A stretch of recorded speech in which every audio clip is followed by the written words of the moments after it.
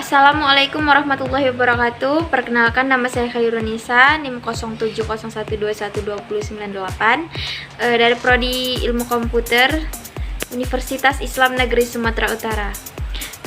Kali ini saya akan menjelaskan arti setiap kode pada mata kuliah sistem kompilasi, di mana saya akan menjelaskan pada video berikut ini. Pada tugas sistem kompilasi kedua, yaitu mengenai DFA, yaitu deterministic finite automata. Di sini sudah ada kode program tersebut yang mana nantinya akan saya jelaskan secara bergantian. Di sini sudah ada kode program tersebut, di mana saya akan menjelaskan kode pertama, yaitu kelas pada DFA. Di mana kelas DFA itu adalah representasi dari dalam kode pada sebuah mesin yang digunakan untuk mengenali pola-pola tertentu dari suatu rangkaian karakter atau string. Biasanya digunakan untuk mendeklarasikan komponen pada DFA seperti keadaan, alfabet, fungsi transisi, keadaan awal, dan keadaan akhir. Juga bisa menerima input serta memeriksa apakah sebuah string yang diberikan sesuai dengan pola yang telah ditentukan pada si DFA tersebut. Biasanya DFA ini digunakan untuk pemrosesan bahasa alami dengan mengenali kata-kata, kalimat, serta pola. Terus juga bisa digunakan untuk verifikasi suatu data dengan memastikan data yang dimasukkan sesuai dengan format yang sudah ditentukan. Ketiga, yaitu bisa sebagai kompilator dengan menganalisis kode program tersebut untuk menemukan kesalahan sintaks. Setelah itu, pada kode program kedua, di mana kode tersebut merupakan sebuah kode konstruktor yang ada pada sebuah kelas. Biasanya kelas yang merepresentasikan sebuah DFA. Metode ini biasanya berfungsi untuk menginisialisasi atau memberikan nilai awal pada atribut penting dari sebuah objek. Untuk def ini merupakan kata kunci dalam Python yang mendefinisikan fungsinya.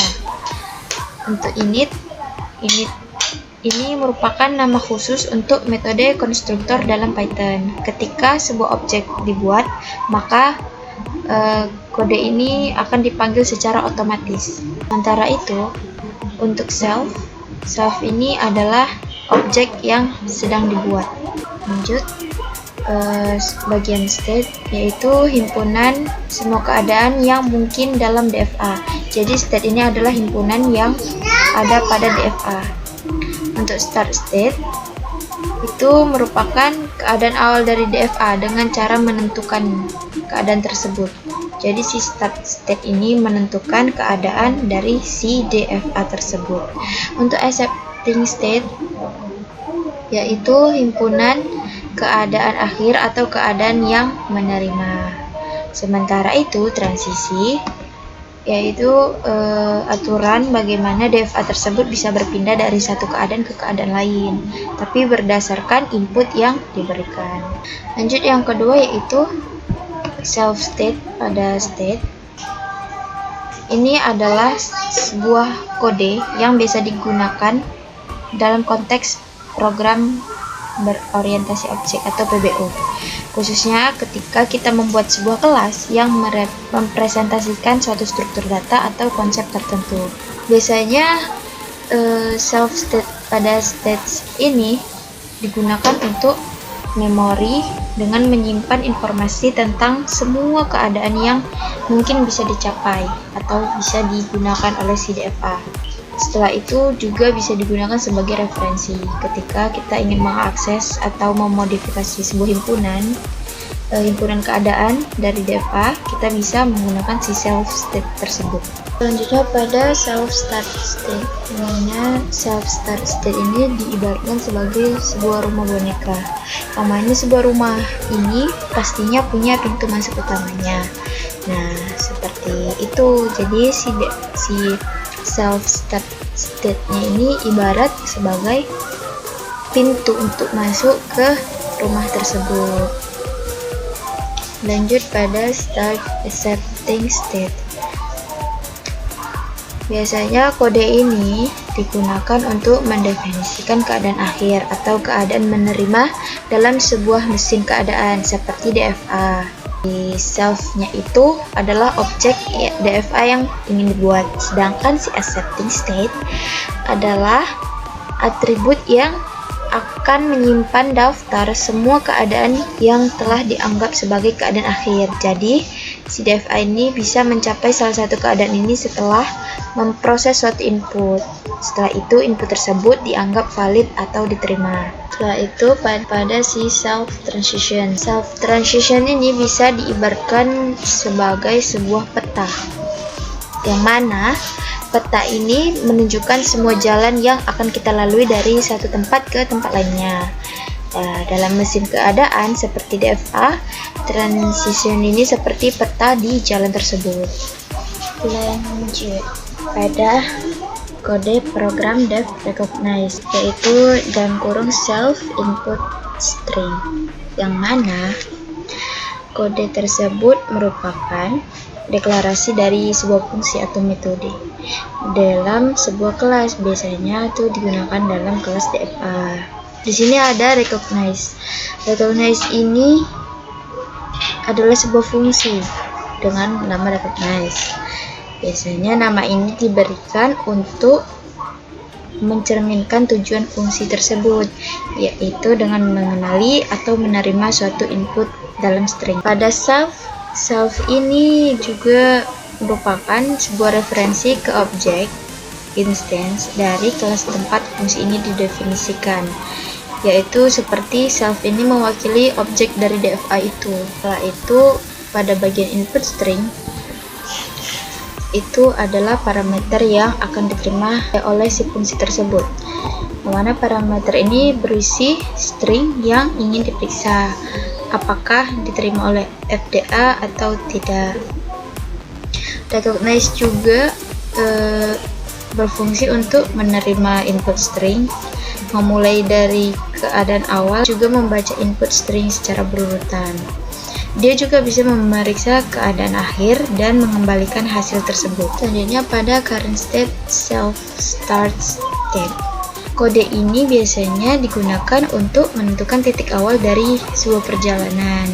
Ketika kita ingin membuat sebuah mesin keadaan seperti DFA, kita harus menentukan dari mana kita mulai.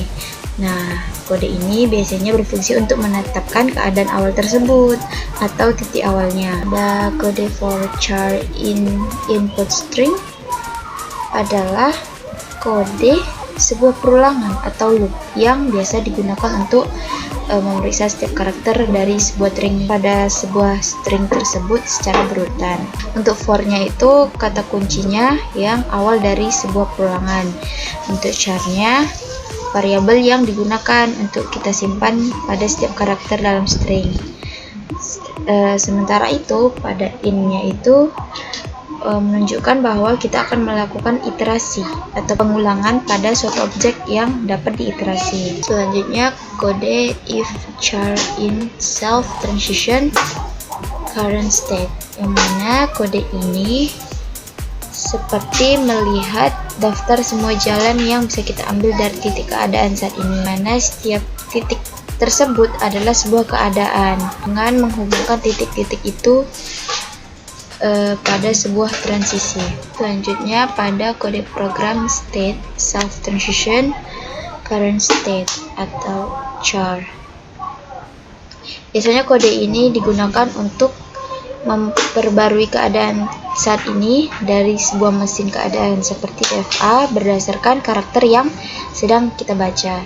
Sederhananya biasanya kode ini seperti kita mengatakan pindah ke keadaan berikutnya yang sesuai dengan karakter yang baru saja kita baca. Seperti itu. Pada current state-nya itu menunjukkan bahwa kita akan mengubah nilai dari current state.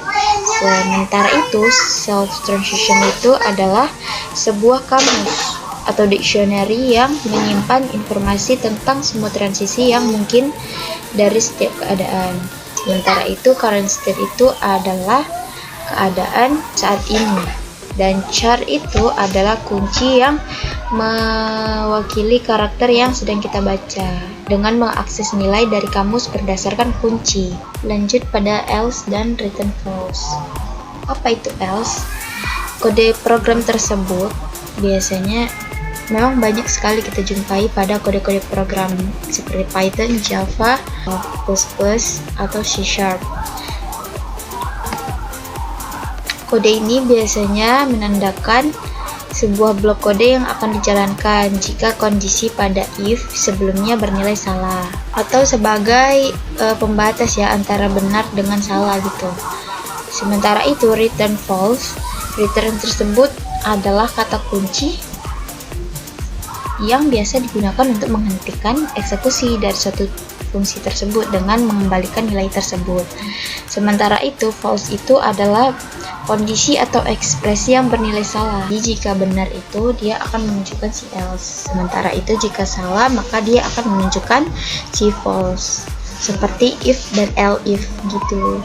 Selanjutnya pada kode program return current state, yaitu kode yang mengembalikan nilai false tersebut, mana si current state ini adalah keadaan akhir yang dicapai oleh si DFA setelah proses seluruh inputnya itu selesai.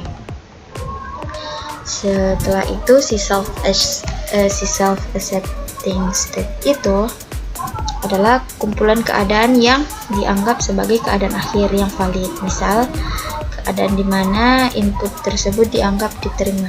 Selanjutnya kita akan membuat DFA yang akan mengenali beberapa string seperti he, she, his, dan hers. Pada kode yang pertama itu DFA sama dengan DFA buka kurung masih banyak stringnya lagi. Untuk yang pertama DFA itu adalah sebuah mesin keadaan hingga deterministik atau DFA yang dirancang untuk mengenali atau menerima string tertentu. Biasanya sering digunakan dalam ilmu komputer untuk mengenali pola dalam teks atau data. DFA ini sebuah konstruktor atau pembuat objek untuk kelas DFA yang memberikan semua detail yang diperlukan. Untuk mendefinisikan DFA, kita bisa memasukkan seperti alfabet, keadaan awal, keadaan akhir, fungsi transisi.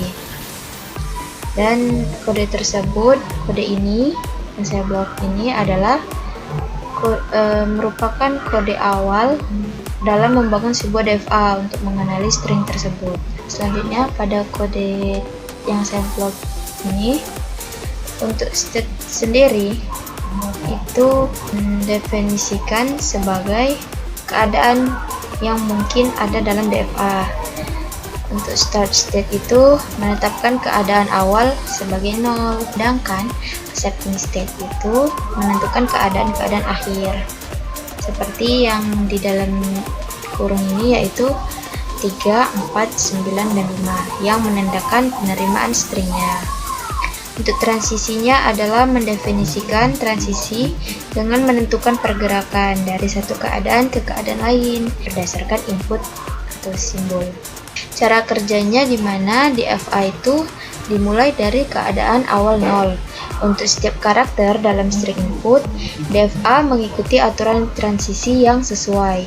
Jika DFA tersebut udah mencapai dalam salah satu keadaan akhir, maka string tersebut diterima. Jika DFA tidak mencapai keadaan akhir dan tidak melanjutkan transisi, maka string tersebut ditolak. DFA juga menerima string tersebut sesuai dengan pola yang di atas tadi, yaitu he, she, his, dan her, sesuai dengan urutan pada string. Selanjutnya pada bagian kode pengujian, yang mana ada beberapa kodenya, yaitu pertama test string pada hers, test string. Di sini adalah list yang berisi string yang ingin diuji.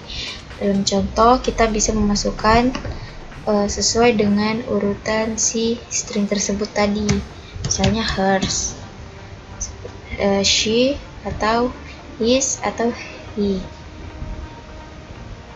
Untuk for stringnya yaitu memulai sebuah perulangan. Jadi untuk setiap string dalam list test string tersebut, kode di dalam string tersebut akan dieksekusi oleh perulangan. Setelah itu pada if dfa recognize. Ini biasanya untuk memanggil metode atau fungsi recognize pada objek dfa dengan memberikan string sebagai argumen. Setelah itu pada printf string yang diterima oleh dfa, jika recognize tersebut mengembalikan kebenaran atau true, maka pesan tersebut akan dianalisa atau dicetak dan menunjukkan bahwa string tersebut diterima oleh dfa. Sementara itu, jika string tersebut ditolak, maka pesan ini akan dicetak seperti printf ditolak oleh dfa maksudnya.